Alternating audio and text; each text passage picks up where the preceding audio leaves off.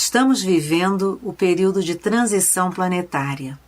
Não é uma transição provocada por forças da natureza, é uma transformação ligada ao estágio de nossa atual condição espiritual e moral. Como vivenciar esta fase de transição tão importante? O que podemos fazer em nosso benefício e em benefício dos que nos rodeiam? Estamos preparados?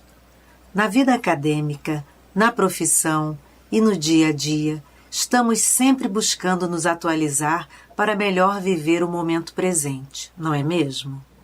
Buscamos nos atualizar em informações, em equipamentos, em tecnologias, em versões atualizadas de aplicativos e tantos outros. E no que se refere à nossa atualização, enquanto espíritos que somos, estamos nos atualizando? Há mais de 2000 anos, Jesus esteve entre a humanidade terrestre e, desde aquela época, ele nos faz, pacientemente, inúmeros convites para a nossa atualização espiritual. Sim, amigos, ele nos convida a baixarmos o aplicativo do seu sublime Evangelho em nosso comportamento para vivermos melhor e para nos aperfeiçoarmos em nossa jornada evolutiva.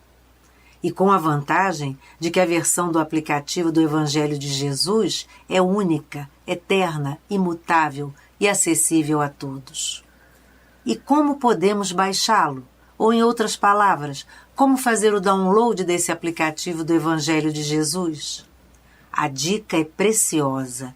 Temos que estudar seus ensinamentos, seus exemplos e, o mais importante, temos que colocá-los em prática.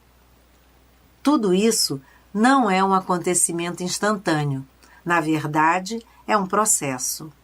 Temos certeza de que muitos de vocês já deram início a esse processo, mesmo achando que ainda não o fizeram. Então, queremos convidá-los para começar ou para dar continuidade a essa atualização em nossas vidas. Sabemos que vamos encontrar vários vírus quando decidimos fazer o download desse aplicativo do Evangelho de Jesus. E no caso do estudo à distância, chamamos esses vírus de limitações. Mas como combater essas limitações? Ou melhor, como administrar e superar essas limitações e adotar boas práticas que otimizem o estudo dos cursos à distância sobre o Evangelho? Existem vários tipos de limitações. Vamos destacar 3 neste momento: influenciação espiritual negativa, dificuldade de comunicação escrita e dificuldade ou resistência em praticar o Evangelho. Vamos começar falando sobre a influenciação espiritual negativa, que pode trazer consequências graves, tanto num caso de estudo à distância, como em outros setores de nosso dia a dia. Sabemos que existe um intercâmbio entre o mundo físico e o mundo espiritual. E, sendo assim, é natural que haja a possibilidade de influência entre os seres desses dois mundos. Allan Kardec, o codificador da doutrina espírita, na obra O Livro dos Espíritos, questão 459, nos esclarece que os espíritos confirmam que a influência dos espíritos é muito maior do que supomos. Mas de que maneira podemos neutralizar as más influências espirituais? É possível neutralizá-las por meio do uso da vontade, do livre-arbítrio, para se manter sintonizado no bem. Existem algumas atitudes que são muito importantes para criarmos uma espécie de defesa espiritual. Por exemplo, fazer uso da prece de forma constante, não apenas nos momentos difíceis, mas de forma permanente, para que se estabeleça uma conexão habitual com os planos superiores.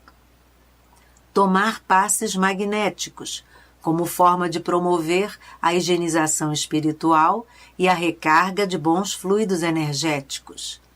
Priorizar leituras edificantes.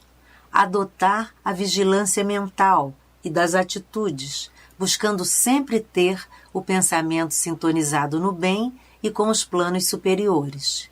Evitar a fofoca e a maledicência. Evitar sentimentos destrutivos, como o ódio e a raiva. Combater os obsessores de nossa própria personalidade, que são, entre outros, o orgulho, a vaidade, o egoísmo, a inveja, a presunção, a agressividade. Praticar a caridade moral. Existem algumas atitudes que são muito importantes para criarmos uma espécie de defesa espiritual. Por exemplo, fazer uso da prece de forma constante, não apenas nos momentos difíceis, mas de forma permanente, para que se estabeleça uma conexão habitual com os planos superiores. Tomar passes magnéticos, como forma de promover a higienização espiritual e a recarga de bons fluidos energéticos. Priorizar leituras edificantes. Adotar a vigilância mental e das atitudes, buscando sempre ter o pensamento sintonizado no bem e com os planos superiores. Evitar a fofoca e a maledicência. Evitar sentimentos destrutivos, como o ódio e a raiva. Combater os obsessores de nossa própria personalidade, que são, entre outros, o orgulho, a vaidade, o egoísmo, a inveja, a presunção, a agressividade. Praticar a caridade moral, por exemplo, ter paciência com os outros, esforçar-se para perdoar, oferecer palavras de consolo, dar um abraço sincero, fazer um gesto de carinho para com os irmãos necessitados. Praticar a caridade material, por exemplo, realizar trabalhos voluntários com crianças, jovens, idosos e com os mais necessitados. Colaborar com distribuição de sopas, alfabetizar adultos, confeccionar enxovais para bebês. E sempre buscar evoluir a cada dia, por meio do estudo e do autoconhecimento, esforçando-se para vivenciar os ensinamentos morais do Mestre Jesus. Em resumo, praticar as virtudes, o bem, o amor ao próximo e realizar esforços para domar as más inclinações, que são heranças de vidas anteriores, em que nos habituamos a violar leis divinas. O resultado dessas atitudes positivas é um estado de paz interior, satisfação consigo mesmo e harmonia com a criação, que chamamos de felicidade.